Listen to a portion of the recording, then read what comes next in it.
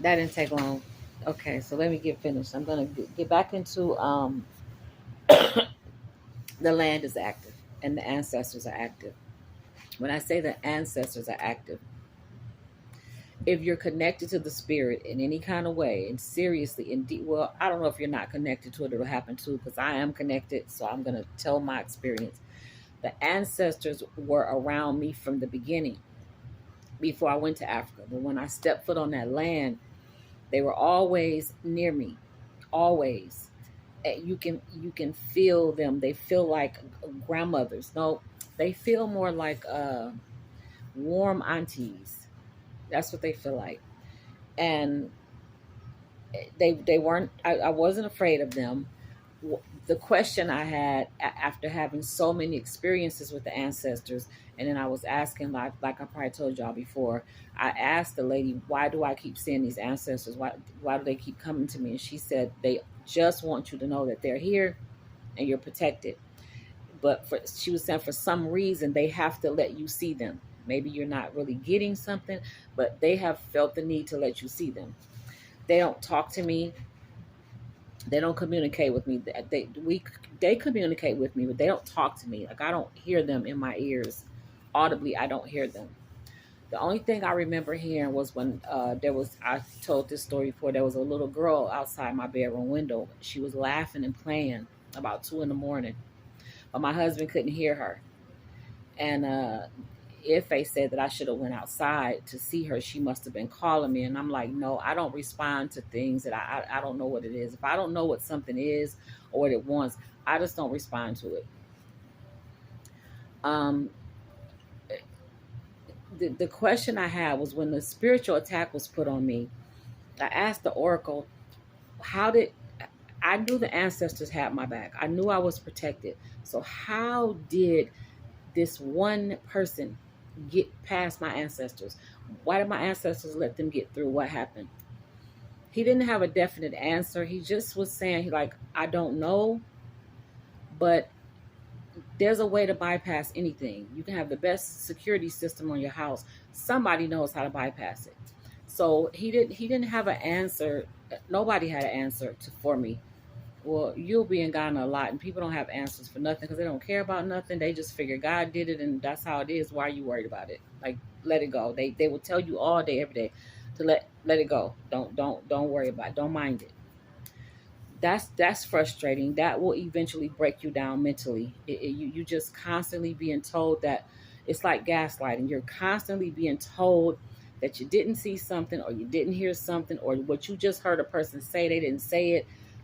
Oh, it's like they were born to be gaslighters. It's awful. So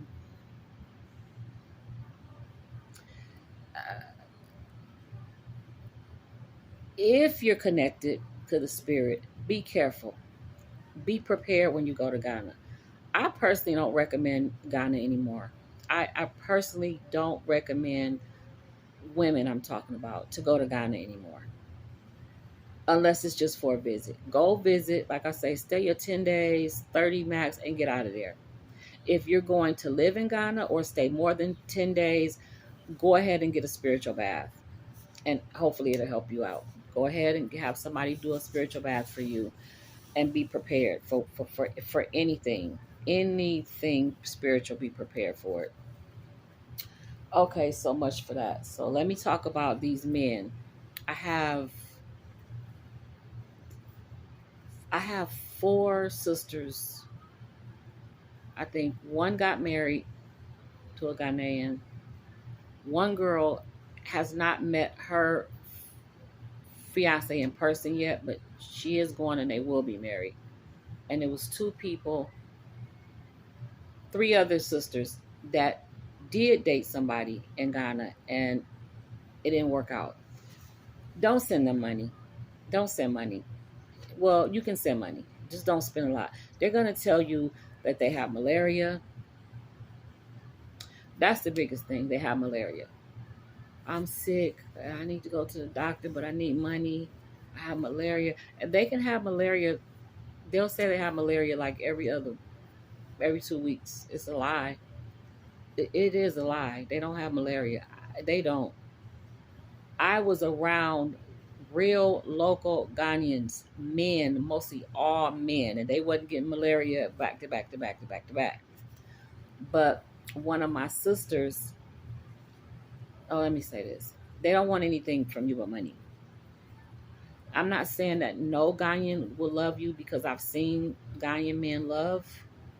I've seen them love you, and I've also seen them not know how to show love. They don't know. They don't show affection. They don't know how to show affection.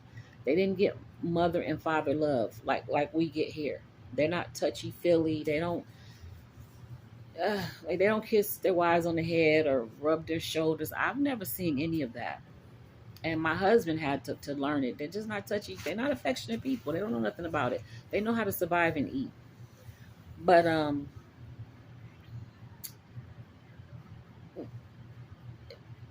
your phone call, if you're dating a guy from Ghana on the phone, I didn't meet. Okay, I didn't meet my husband on the phone. I met my husband in person in Ghana, and no, I didn't. He was not the reason I went to Ghana. He was not the reason I went back to Ghana the first time. He wasn't the reason. I didn't have a relationship with him at that time. I went back to Ghana because I fell in love with Ghana. He just came as something extra later on. Um, don't. They're gonna ask you for money for malaria. They need medicine. They need to pay a doctor. It's probably a lie. Don't believe it. You could probably believe it the first time, and you send them like $50 should cover the doctor, the medicine, transportation, and them some food for a couple days. That's it. You shouldn't have to send much, but you might want to do it that one time, and then you start paying attention. Then they're gonna need a cell phone. They're gonna need a new phone. Their phone's not working. It's broke. Because now you're contacting them through phone. You're gonna want to get them a phone because that's your only way to see and talk to them. You can do that too one time, but just pay attention to the fact that they're gonna get sick. They're gonna want a phone. They might say they're hungry. They don't have food. That might be true. Again, you don't need to send them a lot of money. If you send them $100, that's at this rate like 900 CDs. They should be okay with that. But like I said, send 20. You can send 20 and they'll be cool. Um, okay, so that's with the relationships. Yeah, yeah, yeah, yeah. One of my okay. Like I said, I've experienced this through my sisters who have bad experiences with the Ghanaian man. They can be living with a woman every day, living with a woman. That's their woman, their wife, the mother of their children, and they will say that that's their sister.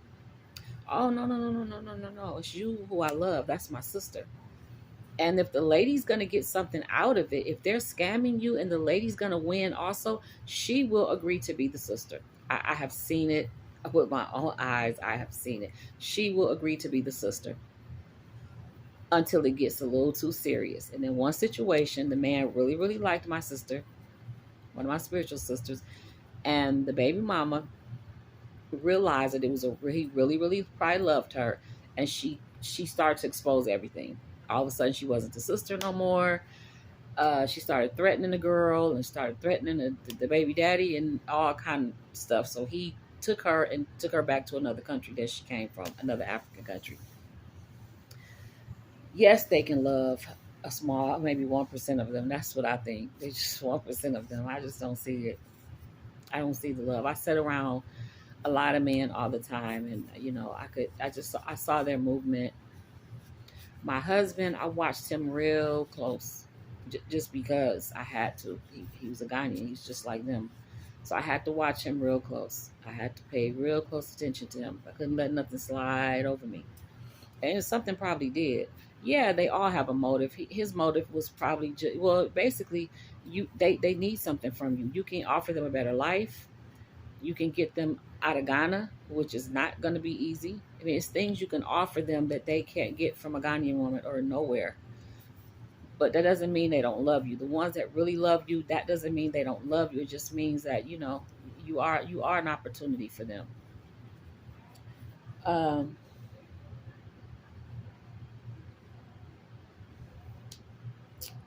Let me see.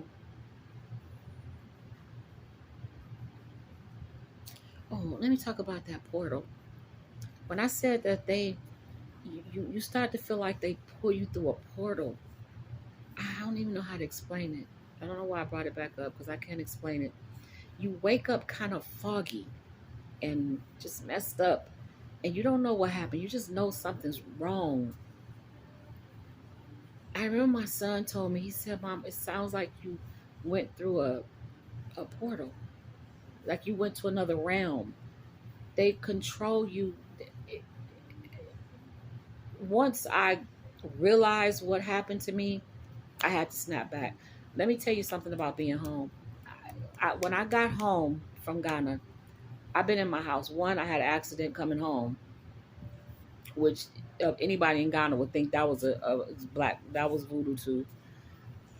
I I've been in the house just keeping to myself because when you come from a situation like that and going through what I went through and other women have gone through it, you have to heal from what you went through in Ghana. I have to stay home and meditate and pray and be to myself. And I don't like to be alone. I'm not a person that likes to be home alone.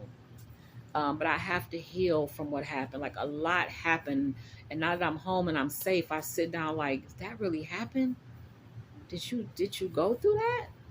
I was emotionally messed up. There was a point where I felt all alone. I didn't feel like I had nobody. I didn't even feel like I had my husband. And he would come to me all the time and try to reassure me. But I was just so messed up by that point. I was just so messed up from everything in Ghana. Everything in Ghana. Um, yeah, so at this point, I don't recommend Ghana. I don't recommend nobody to live there. You will go there and end up poor and homeless and probably dirty and all kind of stuff. You can. There's a lady there now. I think she bought land. She went and bought. She went and got the free land.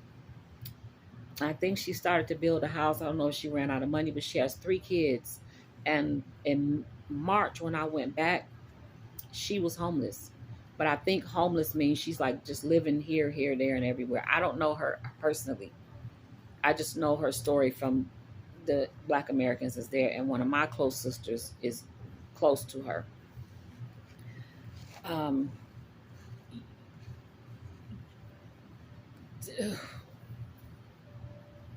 then I'll talk about the village. Like I said, I lived in a village. I chose to live in a village. I lived in Elmina, Ghana, which is a fishing town. And I chose to live in the village because, like I said, I wanted to live like the locals. I didn't want to go there and live in an American house or live like the Americans. I didn't hang out with Black Americans. All of my friends and family were Ghanaians and mostly Ghanaian men because that's who would come to the store to drink and eat and do that stuff. Women didn't really come. I only had a couple women that would come, and they would just come down to say hi to me for a minute, and that's pretty much it. Um, Again, okay, I'm gonna upload this video. I If you have questions, ask me. I'm down for the questions. I will answer any. I will try to answer any question that you have. I really want to go live. I keep saying this. I want to go live and bring somebody onto the live to talk. If you one of those people that want to talk and ask me some questions, I'm willing to do that. I just have to figure out what. Well, I can't do it on YouTube because I need 1,000 subscribers. Um, I don't know about Instagram and Facebook. Well, I think anybody can go live on Facebook. Anyway, I'll see you later. Bye.